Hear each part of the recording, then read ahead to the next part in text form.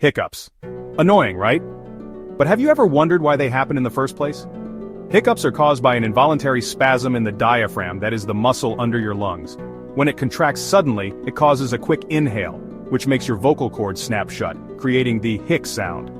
There are many theories. Some say it's because we ate too quickly, others think it's from excitement or stress. But whatever the reason, the best way to stop them is to drink water or hold your breath. So next time you get hiccups, don't stress. Your body's just throwing a little party of its own.